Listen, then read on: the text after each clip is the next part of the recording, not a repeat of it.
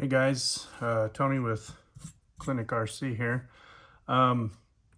With the Sparko cars becoming more popular, I wanted to just make a quick video showing what option parts and some setup things that I run and that are very common on the race team also. So starting off, let's start in the front. Most everybody's running either the 2.0 or 2.3 front sway bar. Pretty much everybody's running the 20-degree caster blocks. This smooths out the steering quite a bit. I run the steering blockers. That keeps the steering from overextending in any direction in a crash or a collision with another car, a pipe or something. Pretty much everybody's running the 5.5 front and 6.5 rear hexes. This smooths out the car also. I've got the full Klinik titanium turnbuckle set, screw set, of course. I've got, so far I've just ran the hard arms. They just released and we have the soft arms in stock now, so I'm going to be trying those in the colder climates. We're running pretty much inside or middle on both the front and rear towers for the shocks. And inside or outside on the arms too. That's kind of split a little bit. I've ran them on the inside so far and it's been really great. A lot of grip and it really handles the bumps well. Let's see what's some other things, option parts I'm running. 2.4 rear bar. Some guys, if they run the 2.3 front, they'll run the 2.5 or 2.6 rear. I'm running the stock C&D blocks, middle, and then middle dot out. So that equals 2.5 rear toe in. I tried 2, which is middle. It was a little too active for me, meaning the car was turning a lot sometimes when I didn't want it to. So I tried the dot out and that fixed that completely. I run the plastic rear hubs just to keep the weight down. I do have the inserts in the rear hub for the hinge pin out of the aluminum set. So I have the aluminum rear hubs, but I'm just using the inserts right now because the kit inserts only allow you a high or low hub, and high was a little too active for me and low was too hooked up. So I thought, okay, well, I'll try these other inserts because they come with a middle hinge pin hole, and that was perfect for me. So I do like those hinge pin inserts in the middle. Front upper camber link, middle, long here. That also smooths out the steering. Short's gonna make it more aggressive. I run the Ackerman forward, again, smooths out the steering response, a little bit less aggressive. I'm middle inside on the inner camber link, pretty standard. And then I'm upper out all the way long on the rear, on the hub, and hubs forward. So I pretty much like hubs forward in any car. I don't know, it's just a driving style preference, I think. Running the hubs forward shortens the wheelbase, so it'll 180 quicker.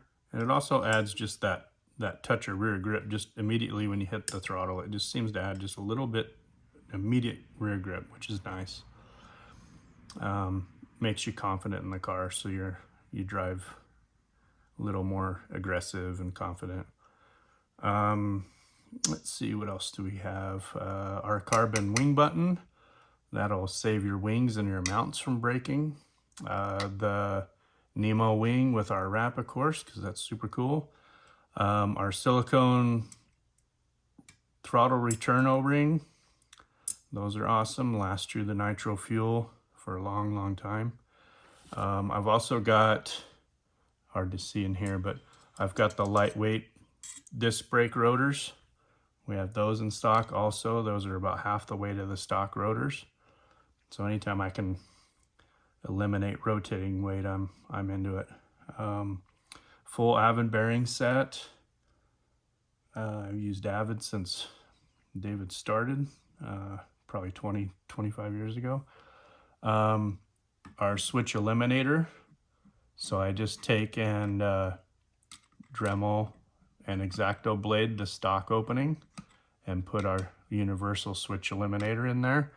And that cuts down on any failures you might have from switches. You race this stuff long enough and you'll have a switch fail on you.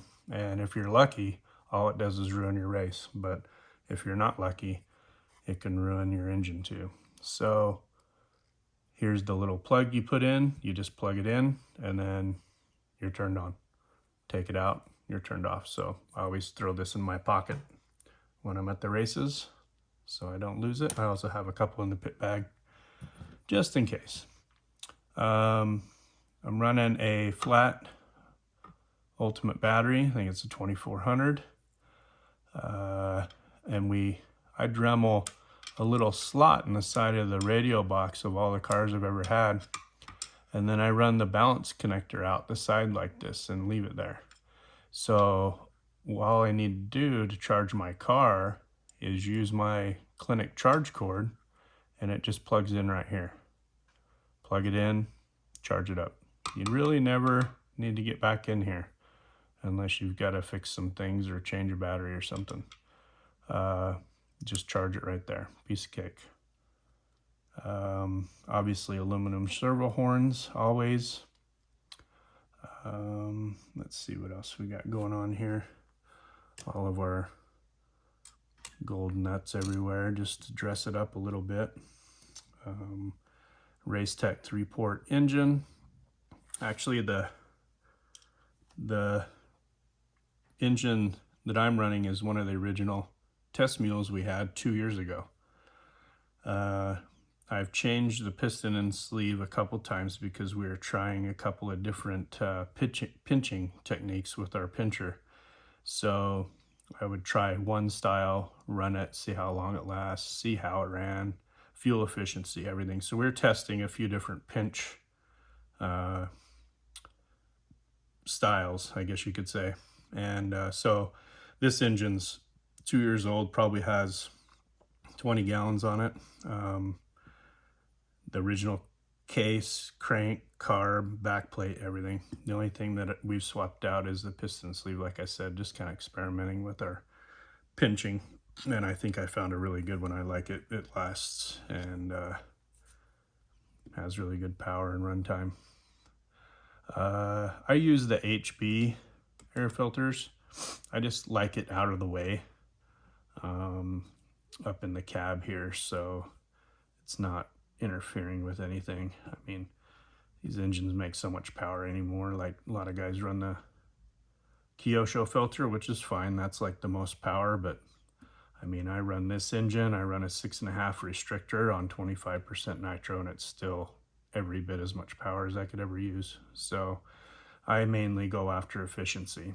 So I want to be able to go 10 minutes pretty much anywhere in the country. So I run the 4-shoe clutch. I'm pretty crazy. I run 4 aluminum shoes and 4 1.0 springs. Typically guys will run 2 carbons and 0.1s to kind of smooth it out. But I drive kind of like I drive more like a electric kind of, I think. And rolling in and out of the throttle instead of noodled everywhere kind of. But I like the clutch, lasts a long, long time. What else do we got? standard fuel line. This is our Hypex 2146 Evo pipe for our engine.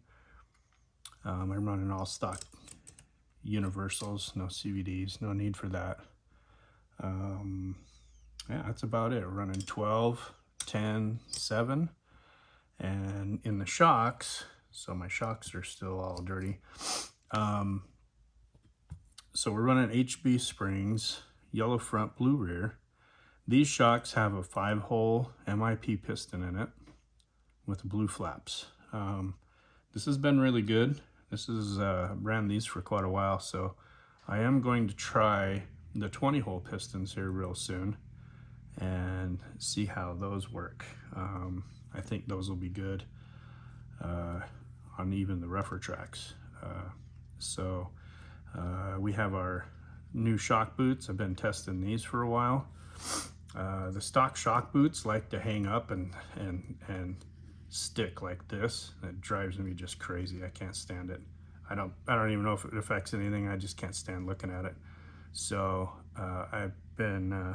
we made some shock boots here and been trying them and testing them, make sure they're good to go. So they're on the site now, they're good to go. DLC shock shafts, got those in there for durability and nice smooth shocks. Emulsion, we run emulsion in America 99% of the time. Emulsion will give you more grip and it will make the suspension seem like it's more plush without bottoming out, if any of that makes any sense. So emulsion's been a long time thing. We pretty much exclusively do in America. Europe, not so much, because a lot of their tracks are huge, flowing, high-speed tracks. Our tracks always get rough. They always get bumpy. We need to be able to get through the bumps without upsetting the car. So emulsion's the way to go for sure. So we have our emulsional rings, DLC shock shafts, shock boots, HB springs, yellow and blue. And that's been a good combination so far. We're in the 60s weather-wise here, low 60s, upper 50s, and I'm running 47.5 and 42.5 XTR oils. So that's been pretty much money.